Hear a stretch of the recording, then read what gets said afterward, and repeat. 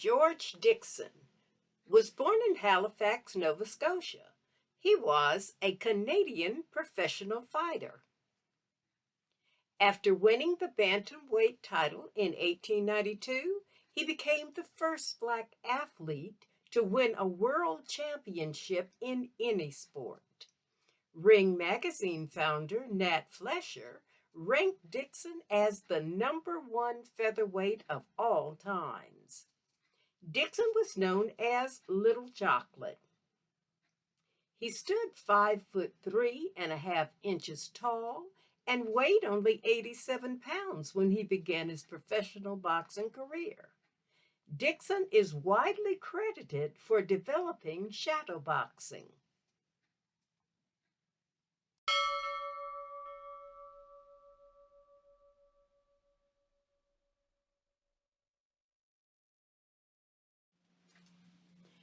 Joe Gaines, born Joseph Gant, was rated the greatest lightweight boxer of all times by boxing historian Nat Fletcher.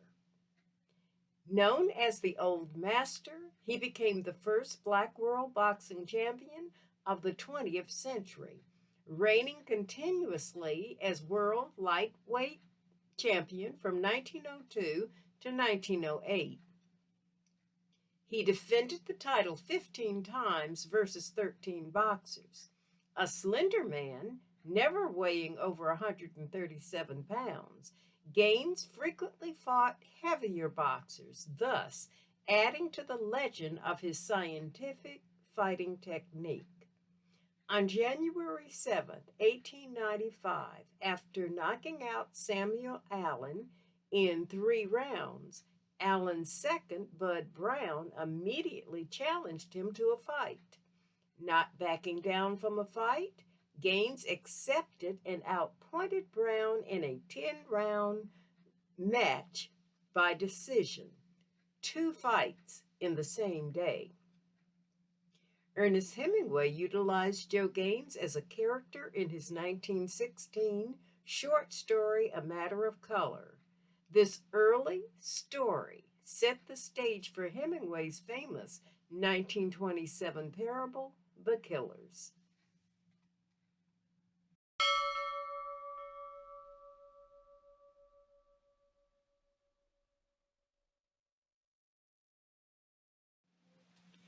Theodore Tiger Flowers, nicknamed the Georgia Deacon, became the first Black world middleweight boxing champion after defeating Harry Greb to win the title in 1926.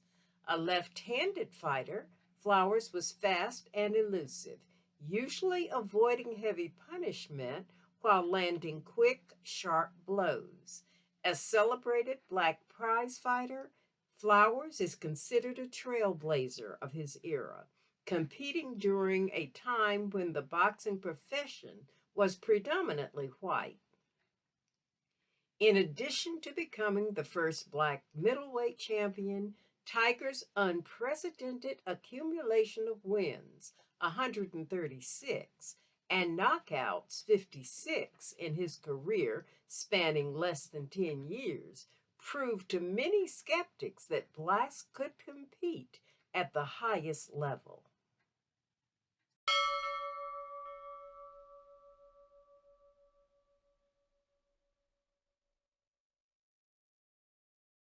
John Arthur Johnson, nicknamed the Galveston Giant, fought during the height of the Jim Crow era and became the first Black world heavyweight boxing champion, 1908 to 1915. Widely regarded as one of the most influential boxers of all times, his 1910 fight against James J. Jeffries, a white boxer, was dubbed as the fight of the century. The Johnson win triggered race riots that evening all across the United States, from Texas to Colorado to New York and Washington, D.C. Johnson's victory over Jeffries had dashed dreams of finding a great white hope to defeat Johnson. Many whites felt humiliated by the defeat of Jeffries. According to the filmmaker Ken Burns, quote, for more than 13 years, Jack Johnson was the most famous and the most notorious African American on earth, end quote. Johnson was a fighter and successful businessman. His luxurious black and tan, meaning desegregated restaurant and nightclub, was in part run by his wife, a white woman.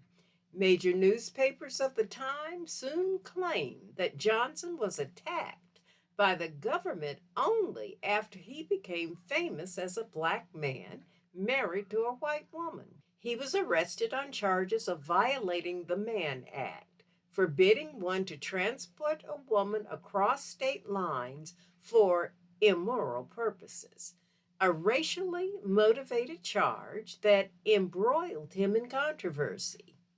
He was sentenced to a year in prison. Johnson fled the country and fought boxing matches abroad for 7 years, until 1920, when he returned to serve his sentence at the federal penitentiary at Leavenworth. In 2018, President Donald Trump granted Johnson a posthumous presidential pardon after recurring proposals to grant one had been shot down by previous presidents.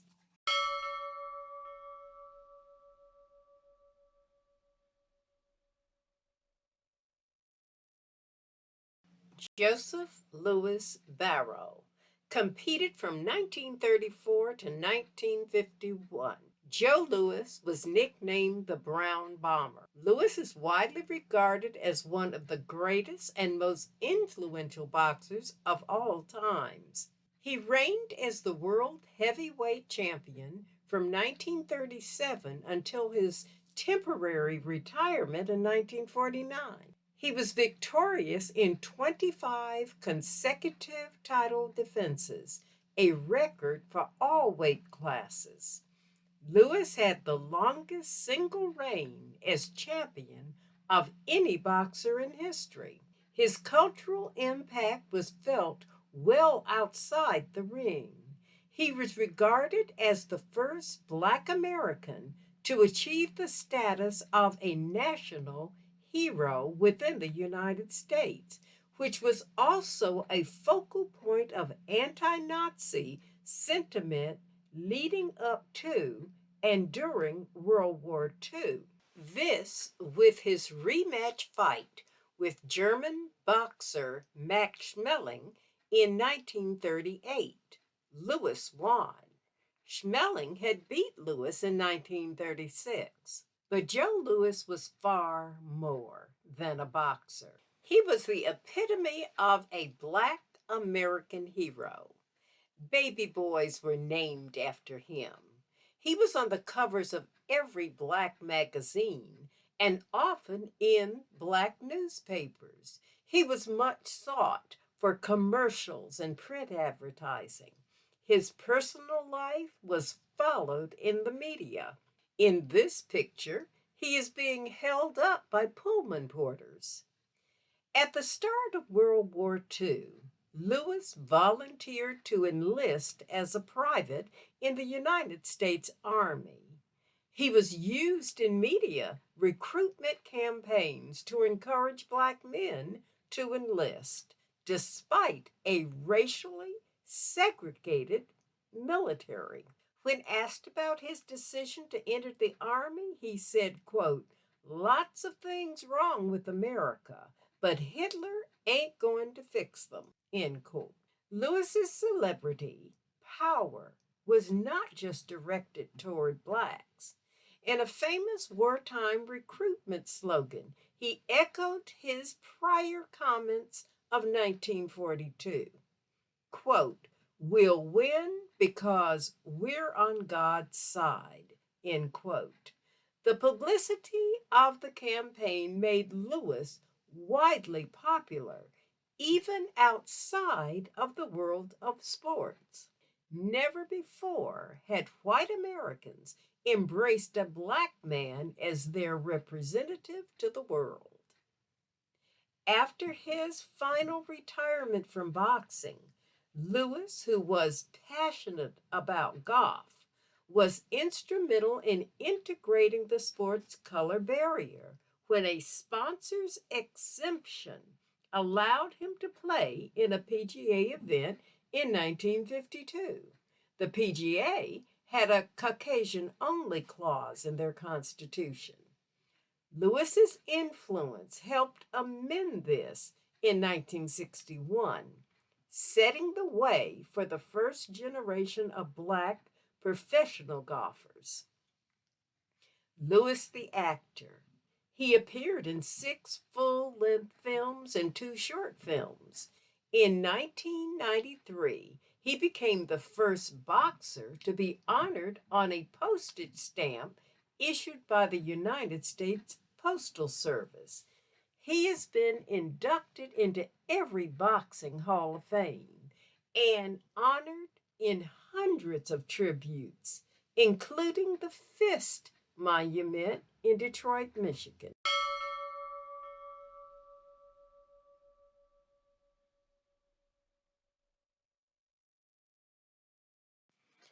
Archibald Lee Wright, known professionally as Archie Moore, holds the longest reigning world light heavyweight champion title of all time, 1952 to 1962. He had one of the longest professional careers in the history of the sport, competing from 1935 to 1963. Nicknamed the Mongoose and then the Old Mongoose, Moore was a highly strategic and defensive boxer with a strong chin and unusual resilience. He ranks 4th in the Ring's list of 100 greatest punchers of all time. Moore was also a trainer for a short time after retirement, training Muhammad Ali, George Foreman, and James Tillis. Moore had several retirements and comebacks. However, after the final one, he became an actor, humanitarian, and civil rights activist.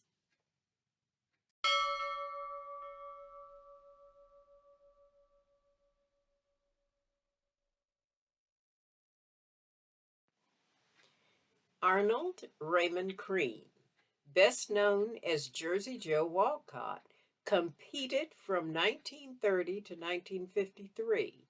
He held the ring heavyweight title from 1951 to 1952 and broke the record for the oldest man to win the title at the age of 37 until broken in 1994 by 45-year-old George Foreman. Despite holding the world heavyweight title for a relatively short period of time, Walcott was regarded among the best heavyweights in the world during the 1940s and 1950s. After retiring from boxing, Walcott did some acting, playing small parts in movies and television shows. He also refereed several boxing matches, but after the controversy ending to the second fight between Muhammad Ali and Sonny Liston, Walcott was not asked to referee again. From 1971 to 1974, Walcott held the elected position of sheriff of Camden County, New Jersey, the first black to do so. From 1975 to 1984, he was the chairman of the New Jersey State Athletic Commission.